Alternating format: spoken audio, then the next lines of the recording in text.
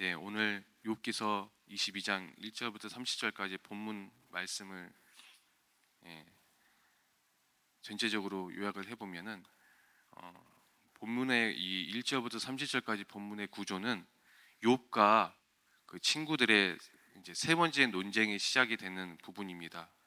욥의 친구인 엘리바스라는 이 인물이 전반부에서 욥이 범했을 것으로 예상되는 그런 죄목들은 나열하고 20절까지 또 그 다음에 나름의 해결책을 제시하고 있습니다.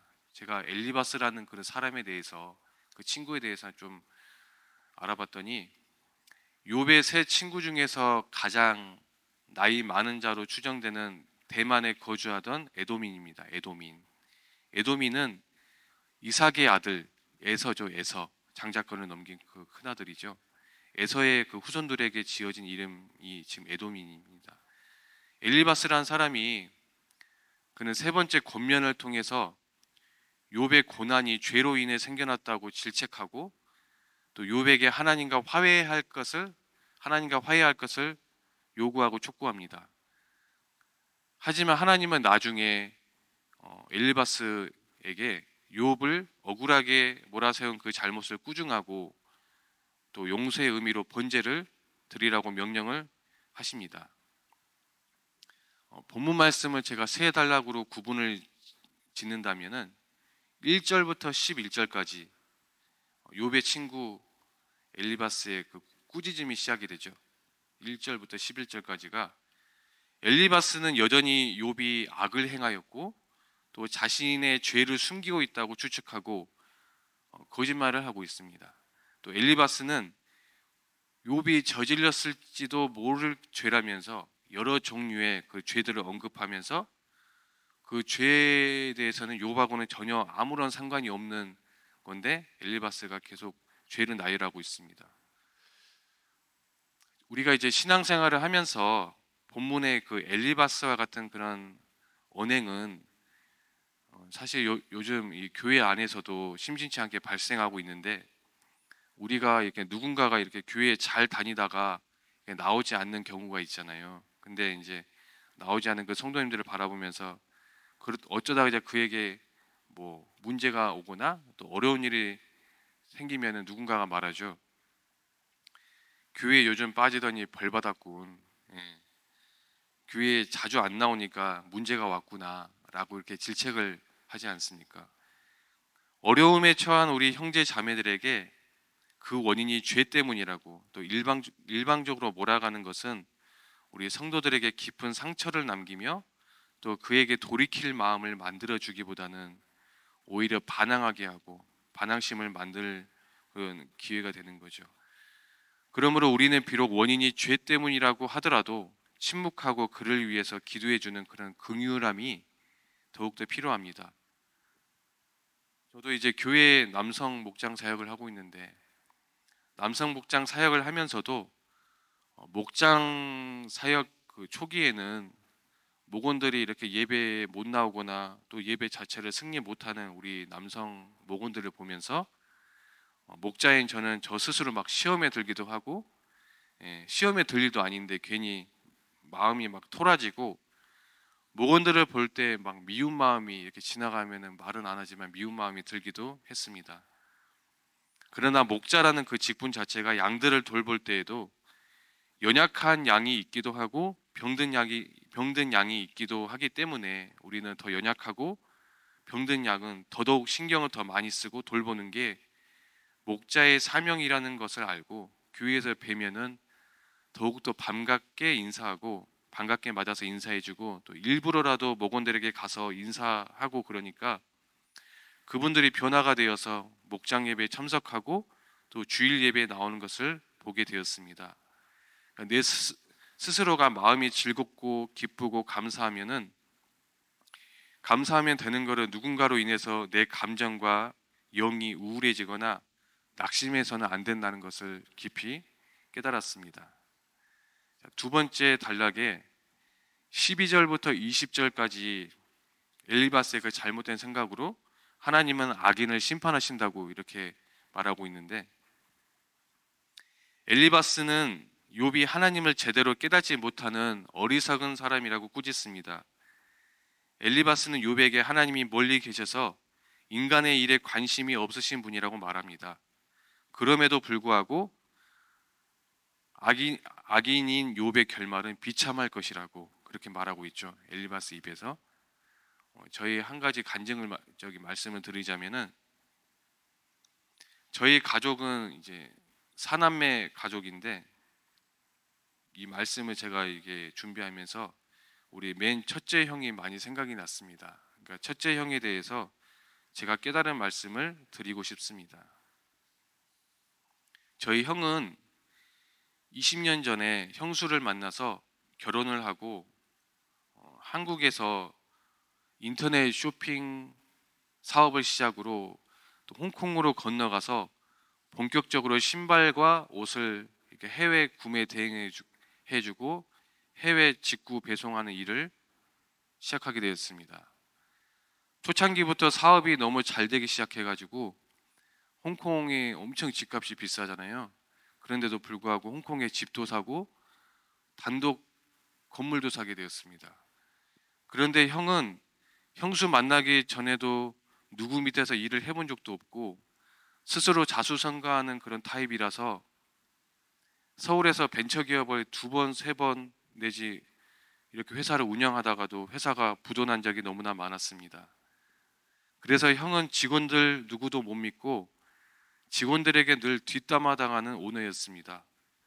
그래서 형수를 만나서는 다른 어떤 사람도 아닌 오직 형수랑만 일을 하게 되었습니다.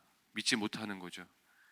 가족들과 연락이 끊긴 지 또 사업 시작한 지 5년이 지나서는 저희에게 연락이 와서는 뜬금없이 갑자기 밥을 산다느니 또 선물을 준다느니 또 큰누나 조카 이름이 은비인데 은비를 홍콩으로 보내라. 자기가 다 키우면서 학교 보내주고 다 해주겠다. 그런 말과 행동을 했습니다. 그러면서 본인들은 홍콩에서 매일 둘이서만 예배를 드리고 주일에도 교회를 안 갑니다. 오직 형이 말씀을 전하고 둘이서만 예배를 드리면서 깨달은 것을 나눈다는 것이었습니다. 그러면서 응답받은 이야기를 저희 가족들에게 무한한 이야기를 나열하면서 얘기해 주었습니다. 저희 가족들에게 형은 그런 사람이 절대 아니었습니다. 한국에서 홍콩으로 가기 전에 저희 가족들에게는 저주를 퍼붓고 특히 저희 엄마에게는 사람들 많이 다니는 길가에서 형과 형수가 엄마를 밀쳐내며 돈 내놓으라고, 홍콩으로 가야 되니까 돈 내놓으라고, 돈 없다고 하니까 엄마에게 욕설을 퍼붓기도 했습니다. 앞서 저희 가족들에게 갑자기 잘해주었던 이유는 형은 홍콩에서 한국의 신발과 옷 그런 물건들을 항공으로 보낼 테니 택배 업무를 하라고 가족들을 일을 시키려는 그런 계획이었던 것입니다. 큰 누나는 그 제안을 거절하였고 또 형과 형수는 없던 거로 하자며 기분 상해하며 전화를 끊었습니다. 한동안 그렇게 시간이 또 5년이 지나고 7년 정도 되었을 때 갑자기 또 연락이 와서는 한국의 물건을 보관해둘 창고를 알아봐 달라. 일해주면 또 임금을 주겠다. 저도 그 형의 일을 잠깐 맡아서 한 2달 내지 3달 해보았지만은 매일같이, 그때는 네이트온이라고 있었거든요. 매일같이 채팅창에서 감시하고 채팅방에서 자리를 비우면 혼나고 또 월급을 제대로 받아본 적도 없고 밤에도 인터넷 그런 홍보글을 올렸는지 안 올렸는지 매일같이 체크해서 안 했으면 또 다음날 혼나고 이래서 일을 결국에는 하지 않게 되었습니다. 이런 일로 엄마는 형에게 충고를 하게 되었고 형은 또 삔또가 상해가지고 한동안 또 연락이 두절되었습니다.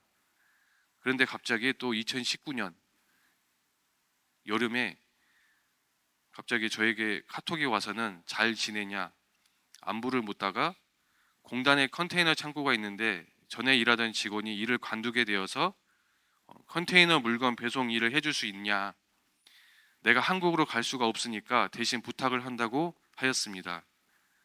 어쩔 수 없이 제가 대리계약자가 되어서 대신 서류에 사인을 하게 되었고 그 물건을 이제 보내기 시작되었습니다. 제가 그 일을 시작하게 된 이유는 어머니가 매일같이 걱정을 하였고 형이 살았는지 죽었는지 연락이 안 되니까 한국에 있으면 모르겠는데 해외에 있다 보니까 또 이게 보안상 치안상 너무 위험해서 항상 걱정을 해서 저 또한 너무 오랜만에 연락 오기도 하고 그동안 엄마도 형의 안부가 너무나 궁금하기도 했어서 그냥 도와주기로 하였습니다. 그런데 알고 보니 전에 일하던 여자 직원이 관둔 이유는 매일같이 채팅으로 감시하고 또 재고가 빈다고 의심하고 또 컨테이너 사장이랑 재고 빼돌린다느니 의심을 너무 해서 견디다 못해서 관둔 사유였습니다. 누구 하나 못 믿고 직원을 쓴 이유였습니다. 그래서 저는 2019년부터 코로나 기간 동안 2, 3년을 물건을 대신해서 계속 보내주다가 너무 무리한 요구에 저도 개인적인 사업을 하고 있는 사정이라서 공단에 있는 컨테이너 보관 창고까지 가서 물건을 택배로 배송하는 게 쉬운 일이 아니었습니다.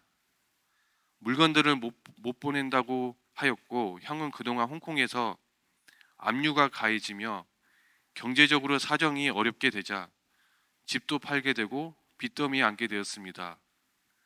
알고 보니 그동안 사업을 시작하면서 세금 처리를 정직하게 하지 않아 20년 가까이 되는 세금을 한꺼번에 폭탄받게 된 것입니다. 한국에서 인터넷으로 물건을 산 고객이 반품 처리를 제대로 해주지 않자 신고를 하게 되었고 또 몇몇 고객은 해외 직구 배송이라면서 배송이 하루 만에 오는 게 너무 이상해가지고 그죠? 공단에서 택배를 보내니까 하루 만에 가게 했죠. CJ 택배로. 그리고 원래는 해외에서 오면은 막 영문 글씨가 있어야 되는데 그냥 한글로 써져 있어가지고 이제 그런 부분이 이제 의심을 하게 된 거죠. 하루 만에 오는 게 너무나 이상해서 신고가 들어가게 된 이유였습니다.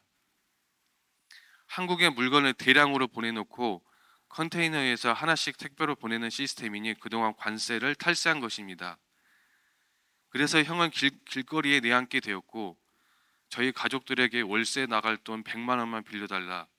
큰 누나에게 100만 원, 작은 누나에게 100만 원 이렇게 빌리게 되었습니다. 아직까지 갚는다면서 갚지 않았습니다. 저희 가족들도 받을 생각은 없습니다. 그동안 컨테이너 물건들은 방치가 된 채 해가 갈수록 상품성이 다 떨어지고 컨테이너 보관 임대료는 1년치 이상이 밀려가지고 낼 수 없게 되자 올해 6월에 제가 밀린 임대료를 전부 다 내고 신발들을 다 처분하였습니다. 아마 지하에서 그 신발들이 그 신발입니다. 보셨던 신발들이 다 뭐 그냥 브랜드는 브랜드인데 신발이 막 들면 밑창이 떨어지고 냄새 맡아보시면 곰팡이 냄새가 좀 났을 거예요. 그래서 그 신발들을 다 처분하였습니다. 형하고 통화를 하였는데 홍콩에 이름 모를 아주 먼 시골 같은데 원룸으로 들어갔다고 사진을 보게 되었습니다. 형수가 어머니에게 사진을 보냈는데 형을 찍어서 아마 뭐 버거킹인가 그쪽에서 의자에 앉아가지고 둘이서 저기 사진을 찍은 것 같았는데 형 얼굴 사진도 카톡으로 보니 형 얼굴이 아닌 아주 의욕이 하나도 없는 눈이 다 처지고 머리도 다 빠지고 그런 형의 모습을 보면서 저는 눈물을 흘리게 되었습니다. 저는 형을 그동안 많이 정죄하였고 또 예전에 잘못된 그런 형의 모습들을 보면서 그렇게 잘난 척하고 가족들을 개무시하고 이용하려고 하고 우리랑 연 끊고 살더니 아주 쌤통이다라고 생각을 했습니다. 지금까지의 형의 모든 상황을 보면서 형이 하나님을 제대로 깨닫지 못하는 사람이구나라고 비판하고 정죄하고 판단을 하면서 저 또한 엘리바스 같은 그런 사람이 아닌가 생각을 하게 되었는데 오늘 말씀을 준비하면서 내가 누군가를 그런 정죄하는 그 정죄함으로 내 자신이 누군가로부터 정죄받을 수 있음을 잊지 말아야겠다고 깨달았습니다. 우리는 모두 똑같은 죄인임을 기억하고 서로 세워주며 격려하고 서로를 위해서 중보 기도해주는 그런 신앙생활을 해야겠다고 다짐했습니다. 내가 형을 위해서 눈물 흘리며 기도해 본 적도 없었고 하나님을 인격적으로 만나기를 기도해 본 적도 없었기 때문에 내가 정죄하고 또 판단하면 안 되겠구나 깨달았습니다. 얼마 전에는 메시지로 연락 와서는 한국으로 돌아가고 싶다, 엄마가 보고 싶다, 설날에는 갈 수 있을 것 같다라는 연락을 들으면서 진실로 가족보다는 하나님 앞에서 회개하고 돌아온 탕자처럼 하나님 품에 안기었으면 하는 바람으로 기도했습니다. 세 번째 단락에 우리 21절부터 30절까지가 욥의 회개를 강요하는 부분인데, 엘리바스가 마지막으로 엘리바스는 욥에게 회개하라고 강요하고 있습니다. 죄악을 숨기지 말고 또 하나님께 회개해야 비참한 그런 결말을 피할 수 있을 것이라고 엘리바스는 계속해서 말합니다. 회개해야만 찬란한 미래가 시작될 것이라고 말합니다.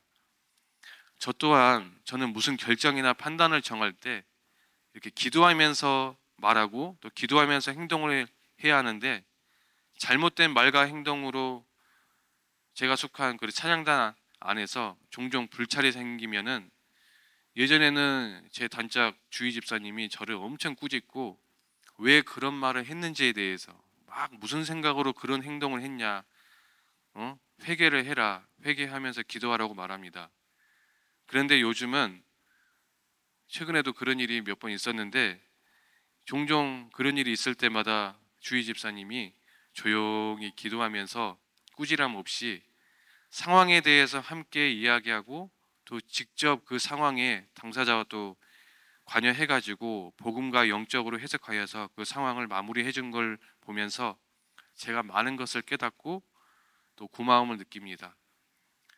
내 스스로 말씀이 없으니 늘 깨어있지 않아서 실수를 하게 되는구나. 말을 할 때에도, 작은 행동 하나 할 때에도 성령의 음성을 듣고 세밀하게 말과 행동을 해야겠구나 깨닫게 됩니다. 내가 한 말과 행동으로 인해서 또 다른 사람이 상처를 입거나 또 시험에 들거나 갈등의 원인이 될 수 있기에 늘 우리는 영안이 열려서 감정적인 그런 사람, 육신적인 사람이 되지 말아야겠다고 다짐했습니다. 욥기서를 보면은 욥기의 맨 마지막 장면은 욥과 세 친구들이 끊임없이 욥의 그 죄에 대해서 또 끊임없이 논쟁을 펼치다가 결국은 모두가 다 하나님 앞에 서게 된다는 내용입니다. 우리 또한 삶을 살아가면서 주장도 하고 변명도 하고 하지만 결국은 모두 하나님 앞에 서야 의롭게 설 수 있습니다. 하나님과 함께하는 그 사람만이 목적이 있고 또 꿈이 있고 비전이 있는 것입니다. 이 세상에 완벽한 사람은 없습니다.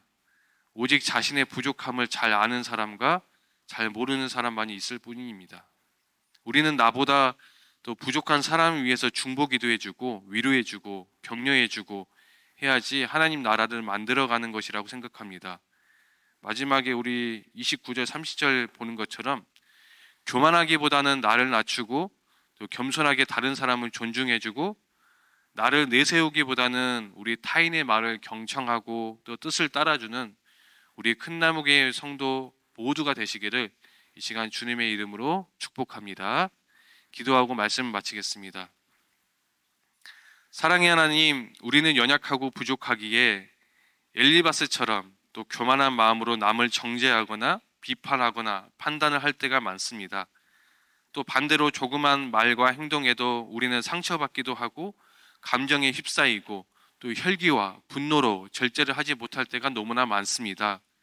오늘 말씀을 통해서 나를 돌아보게 하시고 예수님의 마음으로 나를 낮추고 겸손하며 남을 섬기며 깨끗하고 정결한 그릇이 되게 하여 주시옵소서. 날마다 삶 속에서 성령님도 받고 그리스도의 마음이 되어서 순종하고 따르는 우리가 되게 하여 주시옵소서. 감사드리며 예수 그리스도 이름으로 기도드리옵나이다. 아멘.